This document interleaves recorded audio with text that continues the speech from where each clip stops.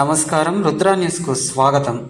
కరీంనగర్ జిల్లా మానకొండూరు నియోజకవర్గంలో ఎన్నికల ప్రచారం జోరుగా కొనసాగింది. మానకొండూరు నియోజకవర్గంలోని తిమ్మాపూర్ మండలం నుస్లాపూర్లో ప్రచారానికి భారీగా మహిళలు, కార్యకర్తలు తరలివచ్చి జనసంద్రోహంగా కనిపించింది. ఈ ఎన్నికల ప్రచారంలో మంత్రి పొన్నం ప్రభాకర్ గౌడ్, మానకొండూరు ఎమ్మెల్యే కవ్వంపల్లి సత్యనారాయణ, కరీంనగర్ ఎంపీ అభ్యర్థి వెలిచాల రాజేందర్ రావులు పాల్గొన్నారు. ఈ సందర్భంగా మంత్రి పొన్నం ప్రభాకర్ గౌడ్ మాట్లాడుతూ, వెలిచాల రాజేందర్ రావు బీ ఫార్మ్ తీసుకున్న తర్వాత మొదటిసారి తిమ్మాపూర్లో మీ అందరి ఆశీర్వాదం తీసుకోవడానికి వచ్చారన్నారు. కాంగ్రెస్ ప్రభుత్వం వచ్చి 4.5 నెలలు అవుతుందని, గతంలో మాకు డబుల్ బెడ్రూమ్ లేదంటే అడగనిచ్చే పరిస్థితి లేదని, ఉద్యోగాలు లేవంటే పోలీసులతో అణగద్రొక్కేవారు ఉన్నారని అన్నారు. మీ అందరి ఆశీర్వాదంతో నేను ఉస్నాబాద్ నుండి ఎమ్మెల్యేగా గెలిచానని, మంత్రి అయ్యానని, కానీ మా ప్రభుత్వం ఏర్పడిన తర్వాత అక్కడ చూస్తే గల్లా ఖాళీ అయిందని, అయినా అధికారంలోకి వచ్చిన 48 గంటలలోపే ఆర్టీసీ బస్సుల్లో మహిళలకు ఉచిత బస్సు ప్రయాణం అందిస్తున్నామని, 500 రూపాయలకే గ్యాస్ అందిస్తున్నామని, గ్యాస్ రాని వారికి సమస్య ఉంటే మీ వివరాలు ఎంపీడీఓ ఆఫీస్లో ఇవ్వండి అని, అర్హులైన ప్రతి ఒక్కరికి గ్యాస్ అందిస్తున్నామని, 200 యూనిట్ల ఉచిత విద్యుత్ ఇస్తున్నామని అన్నారు. మాకు దమ్ముంది, ఆగస్టు 15 లోపు 2 లక్షల రైతు రుణమాఫీ చేస్తాము. మా ప్రభుత్వానికి పిల్లి శాపనార్థాలు పెడుతున్నారా అని అన్నారు. గత 10 ఏళ్లలో ఇవ్వని రేషన్ కార్డులను ఎన్నికలు అయిపోగానే కొత్త రేషన్ కార్డులు ఇచ్చే బాధ్యత మాది అని, మహిళలకు 4,000 రూపాయల పెన్షన్ ఇస్తామని, 500 బోనస్ ఇస్తామని, ప్రతి నియోజకవర్గానికి 3,500 ఇండ్లు ఇస్తామని అన్నారు. బీఆర్ఎస్ నాయకులకు సవాల్ చేస్తున్నాము, మీరు డబుల్ బెడ్రూమ్ నిర్మించిన దగ్గర ఓట్లు అడగమని, 2004, 2014 మధ్య ఇందిరమ్మ ఇండ్లు నిర్మించిన ఊళ్ళలోనే ఓట్లు అడుగుతామని అన్నారు. మే 13న జరిగే ఎన్నికల్లో కాంగ్రెస్ పార్టీకి ఓటు వేసి ఎంపీగా రాజేందర్ రావుని గెలిపించుకుందామని అన్నారు.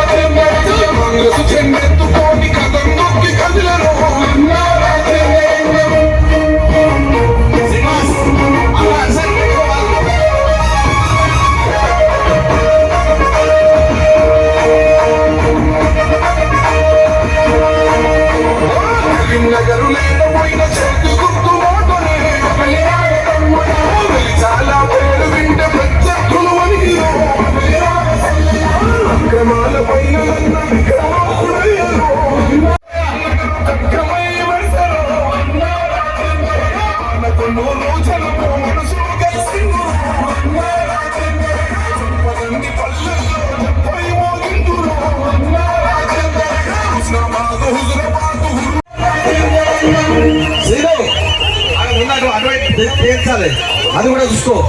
అక్కడ ముందు పోయిన వాళ్ళందరినీ కూడా రైట్ సైడ్ తీసుకోండి.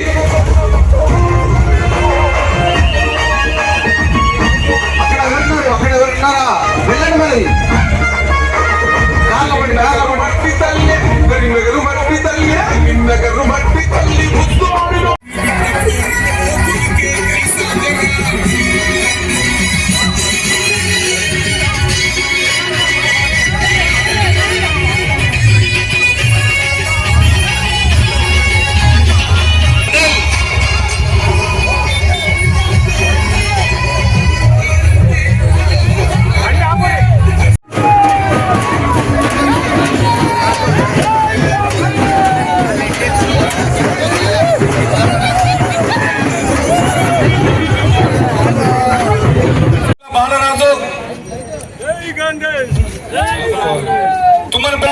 పెద్దపల్లి అజయ్, కమ్మబెత్తు సందీప్ రావు రావాల్సిందిగా కోరుతున్నాను. మండలాధ్యక్షురాలు జ్యోతి గారిని వేదిక మీదకి రావాల్సిందిగా కోరుతున్నాను. మరి ఇక్కడికి విచ్చేసి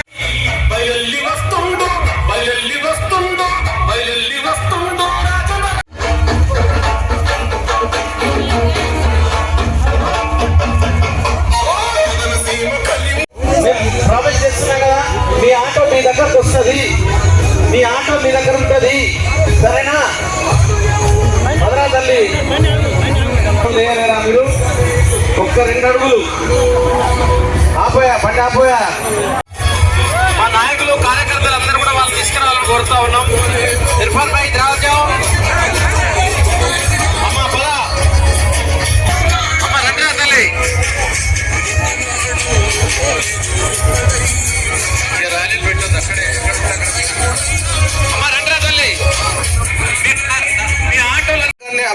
చేసుకోమని ప్రతి ఏటా 5 కోట్ల రూపాయలు ఇస్తారు. బాలరాజు తుమ్మలరావు, పెద్దపల్లి అజయ్, కమ్మమెత్తు సందీప్ రావు. ఆ కార్లలో తీసుకో, సరేనా? చెల్లెలు పదండి, మీరు చూస్తారు పదండి, నడవండి నడవండి. అమ్మ చెల్లెలు రారా దాకా ఒక్క మాట అమలు చేయాలంటే చూపెట్టండి. ఇప్పుడు కూడా భవిష్యత్తులో తప్పకుండా ఆగస్టు 17 వరకు కాంగ్రెస్ పార్టీ ప్రకటించిన విధంగా రైతులకు 2 లక్షల రూపాయల రుణమాఫీ చేస్తామని మాట్లాడే సందర్భంలో వరి పండించినటువంటి రైతులందరికీ 500 రూపాయల బోనస్ ఇస్తా ఉన్నాం. వానాకాలం పంటతోటి 500 రూపాయల బోనస్ ఇస్తాం. మొన్ననే ఇద్దాం అనుకున్నాం, కానీ కాంగ్రెస్ అధికారం ఎక్కినాక మీ అందరు ఆశీర్వదించారు. నేను కూడా హుస్నాబాద్ ఎమ్మెల్యేగా, అంతకుముందు ఎంపీగా గెలిచిన తర్వాత అసెంబ్లీకి మంత్రిగా పోయినా. అసెంబ్లీలో చూసినాం, అసెంబ్లీలో మొత్తం కొత్తగా ప్రభుత్వం ఎవరు చూస్తే గల్లా గురి ఖాళీ. తెలంగాణ ఇచ్చినాడు 60,000 కోట్ల అప్పు, నిల్వ డబ్బుతో అధికారాన్ని ఇస్తే ఇవాళ తెలంగాణలో వచ్చిన టీఆర్ఎస్ కేసీఆర్ ప్రభుత్వం 7 లక్షల కోట్ల అప్పుతోటి గల్లా ఖాళీ చేసి పెట్టిపోయింది. అయినా కాంగ్రెస్ మాట ఇచ్చింది, అమలు చేయాలని ఇలా ఇవన్నీ కార్యక్రమాలు చేస్తా ఉన్నాం. తప్పకుండా సవాల్ చేయండి. ఊర్లల్లో ఎవరైనా టీఆర్ఎస్ అడిగినా, బీజేపీ అడిగినా దేనికంటే దానికి షరతేయండి. బరాబరుగా ఆగస్టు 15 నాడు మన ముఖ్యమంత్రి రేవంత్ రెడ్డి గారు చెప్పినట్టుగా రైతుల రుణమాఫీ చేస్తాం. వానాకాలం పంటకు 500 బోనస్ ఇస్తాం, పెన్షన్ 4,000 ఇస్తాం అనే మాట. ఇందిరా మిల్లు 5 లక్షల రూపాయలతో ఇల్లు ఇస్తాం అనే మాటను ధైర్యంగా చెప్పండి. ఇలా 10 ఏళ్ల తర్వాత నా అక్క చెల్లెల మహిళా సంఘాలకు వడ్డీ లేని రుణం కింద కొత్తగా మొన్ననే డబ్బులు జమ అయినాయి. వడ్డీ లేని రుణం మీకు జమ చేసినాం. భవిష్యత్తులో ప్రతి మహిళ కూడా మహిళా సంఘం కిందకి తీసుకొచ్చి వాళ్ళకి ఆర్థికంగా ఎదగడానికి కూడా కాంగ్రెస్ పార్టీ సహకారం చేస్తారని మన సందర్భంగా మనం చేస్తాను. దయచేసి ఒక్కటి, వాళ్ళకి ఏం చేసారో చెప్పుకొని వాళ్ళకి పసుపు ఇచ్చినాం, 500 సిలిండర్ ఇచ్చినాం. ఇంకోటి చెప్పుకునే అది లేదు. ఎంతసేపు పొత్తుగా లేస్తే రాముని ఫోటో పెట్టుకొని అడుగుతా ఉన్నారు. అమ్మా మొన్ననే శ్రీరామరావు అయింది, రాముని కళ్యాణం కాకముందు అక్షతలు వస్తాయి. ఆమె ఎక్కడికన్నా కళ్యాణమైనాక మా మైనతో చెప్పింది మొన్న, అరే బాబు నాకు అర్థమైతే లేదు, ఊర్లలో అక్షింతలు వస్తుర్రా, రాముని కళ్యాణం అయోధ్యలో కాలే కదా, రాముని పట్టాభిషేకమే కాలే, రాముని విగ్రహమే పెట్టలే, బలరాముడు ఉన్నాడు, అక్షింతలు ఎడికే వచ్చినారని అడుగుతున్నారు. అక్షింతలు రాజకీయం కోసం వచ్చినాయి, అక్షింతలు రాజకీయంగా వస్తున్నారు. మొన్న కూడా శ్రీరామ ఈ రోజు మీరు ముందు అక్షింతలు వేసిరా, రాముడి కళ్యాణం అక్షింతలు వచ్చినాయా? ఏమా రాముడు కళ్యాణం అయినాకనే కదా, పెళ్ళైనాక తలంబరాలు పోసుకుంటారా? పెళ్లి కాకముందా? పెళ్లి అయినాకనే కదా. పెళ్లి కాకముందే తలంబరాలు పోసుకుంటే ఏమంటారు? దాన్ని ఫోటోల కొరకు పోసుకున్నారంట. ఈయన వీళ్ళు కూడా ఓట్ల కొరకు తలంబరాల పేరు మీద రాజకీయం చేస్తా ఉన్నారు. నిజంగా మీకు ఒకవేళ చిత్తశుద్ధి ఉంటే, ప్రజల కోసం 10 సంవత్సరాలుగా మీ ప్రభుత్వం ఏమైనా చేస్తుంటే, ఈ తెలంగాణలో ఉద్యోగాల కోసం ఒక పరిశ్రమ పెట్టుంటే, చదువుకోవడానికి ఒక పెద్ద విద్యా సంస్థ తెచ్చుంటే, ఆరోగ్యాలు బాగుండాలని ఒక వైద్య సంస్థ తెచ్చుంటే చూపెట్టు బండి సంజయ్. అది లేక ఎంతసేపు వాళ్ళట్లా వీళ్ళిట్లా అని పెద్ద ఆర్టిస్ట్ లాగా చేస్తావు.